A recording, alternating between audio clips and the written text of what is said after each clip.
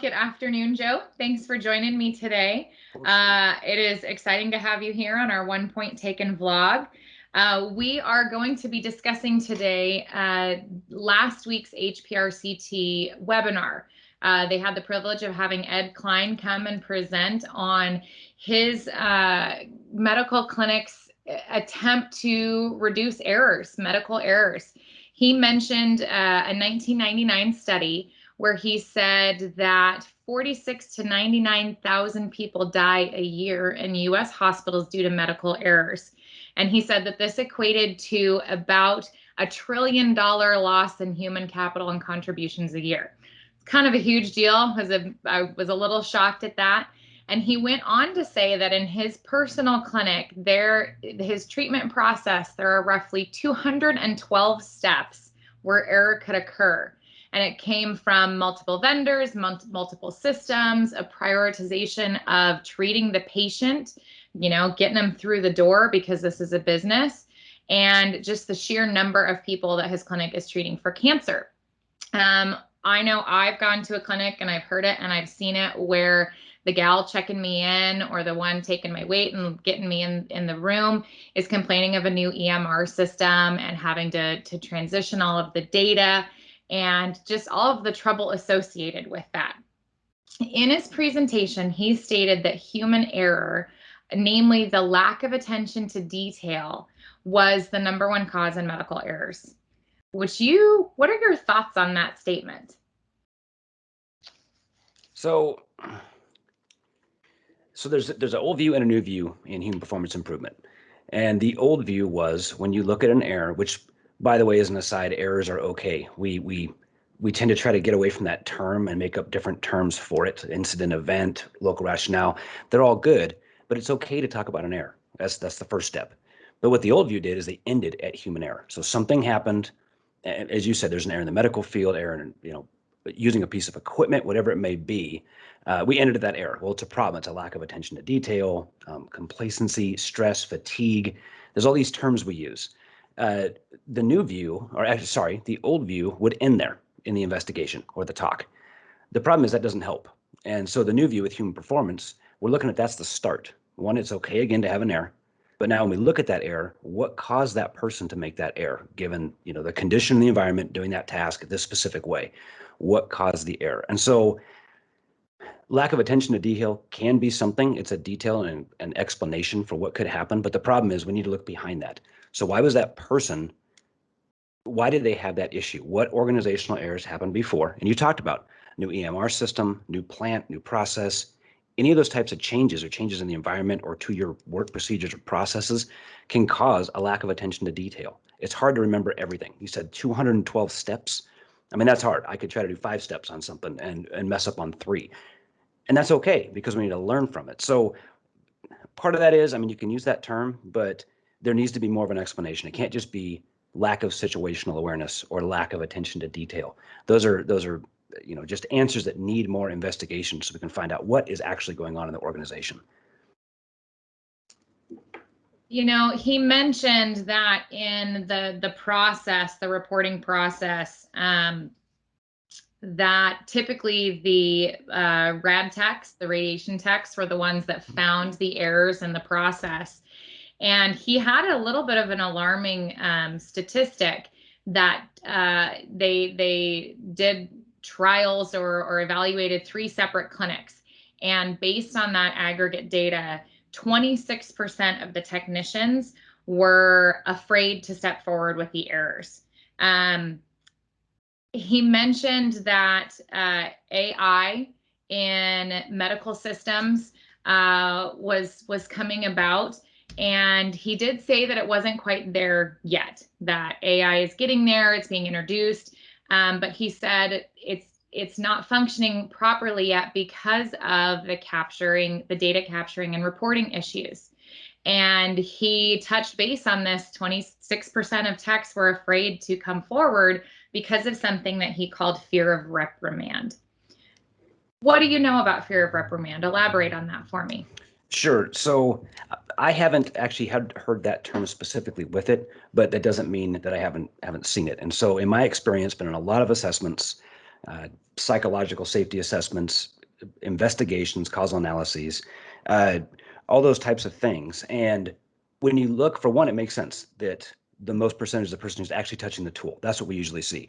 The people who touch the tool or the equipment or they're closest to the work are generally the ones that find the problem.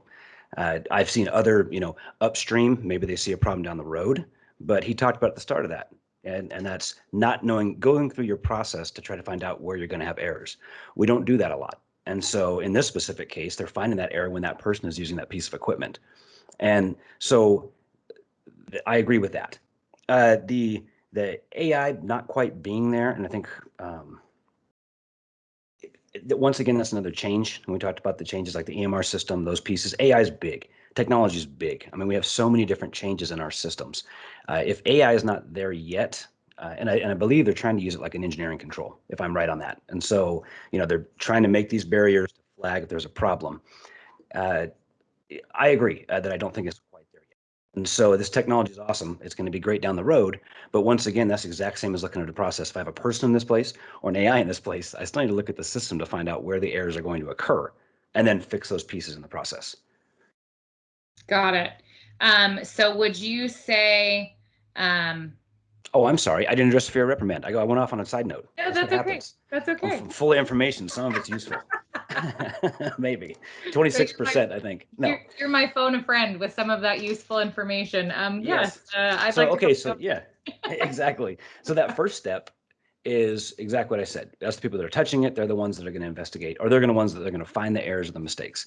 The fear of reprimand, you see in a lot of places where they try to, teach zero retaliation. They have an employee concerns, an employee suggestion box, surveys. That's okay, and they're different avenues. But the bottom line is, if the people aren't comfortable with bringing up a problem, and they don't have a culture this to that maturity where they're able to bring up a problem and have a true talk about it, that's the bigger problem out of the whole thing. It doesn't matter what program you use. And even in mine says HPI, like I said, investigating that human error. If you just end at that and these people bring it up and you go, thanks for finding that mistake, by the way, 3 days off, or hey, we need to make sure you don't do that again, wrong culture. And so, yeah, that fear of reprimand is real. I've seen it not just from management down to employees, by the way, but a lot of peer-to-peer. And you'll have people that are day oneers. I call them the people who are out on the job the first day. It doesn't have to be day one, but very recent in their job. And you have these experienced people, and they don't want to be embarrassed in front of them. And so they'll put the hand in the pocket if they get cut, or they notice something's kind of off, but they're worried about that authority type, their peers that are more experienced. Maybe I just missed something. And so it doesn't have to just be an overt fear of reprimand. It's just that sometimes people are uncomfortable bringing up issues. And you need to adopt a program, and that includes up and down the line, that you are telling people you are comfortable with them bringing up issues. And then when you have an issue over and over and over, you don't fall off that bandwagon. So it's not by the time you get to issue 10, we just don't feel like doing as much investigation anymore, and we'll just blame the employee. And I'm saying that, it doesn't really either sound like that. It's usually more passive, like that person wasn't listening to expectations, or they weren't working to what we advised on. Well, what was it? Well, we don't really know. It's unclear, but they should have been doing the right thing. And so you got to be consistent in that approach. Otherwise, people will shut off. So for those clinics and other organizations that don't have their systems mapped out to know where the error traps are, they don't have the opportunity to have a robust AI with machine learning built into their system. What are some ideas that these organizations can adopt that will encourage reporting while limiting that fear of reprimand reality that these people are under? So there's a lot of programs that help with reporting. I won't go so much into the programs. I will throw a few out so that'll help. Of course, I did talk about being comfortable in reporting. The other piece is the slogan. And so when you throw up all these slogans, and a lot of companies do it, I'm not going to mention them specifically because that's just bad. They'll have, 0 accidents, let's just say. I'll keep it very generic.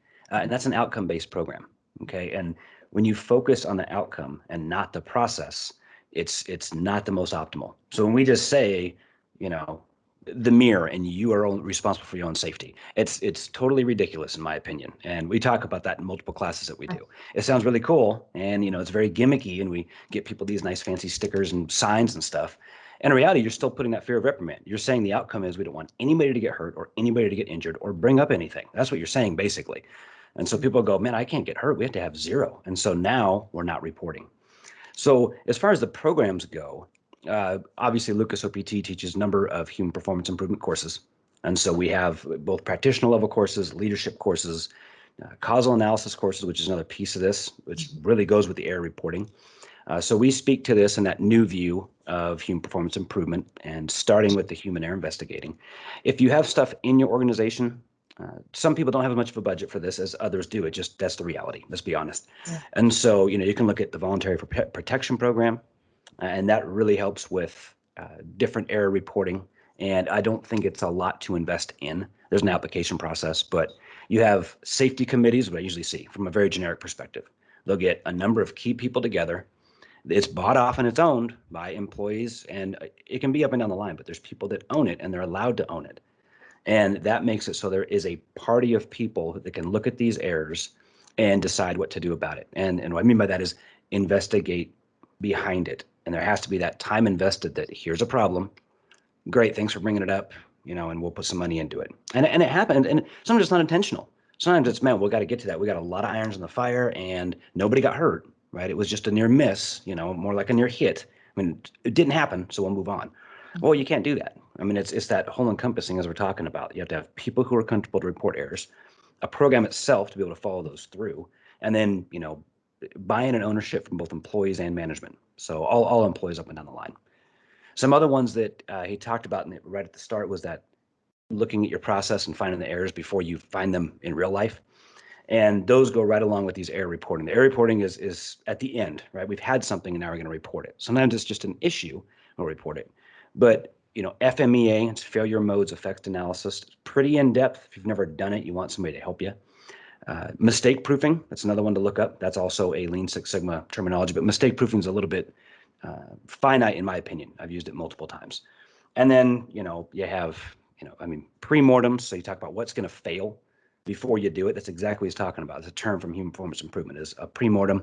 Same thing as not same thing, but you have pre-jobs, the day of. And so there's multiple levels of pieces. If you research any of those, it's better than not researching them at all. Not a lot of those have a lot of investment or input. You can learn about them, talk as a group, find out which ones work for you, because that's improvement. That's continuous improvement. As long as you're moving that needle that way, you're doing better than you were, day one or day zero. Well, thank you so much for joining me this afternoon, Joe. I know I left Ed's presentation going, holy cow, there's a lot of opportunity there for improvement. And I was grateful that Ed took the time to talk to us. And I'm grateful that you took the time out of your day-to-day to sit down and have a chat with me. Yeah, and, thank you for having me. It was fun. Yeah, I look forward. And it was a great presentation. It was eye-opening.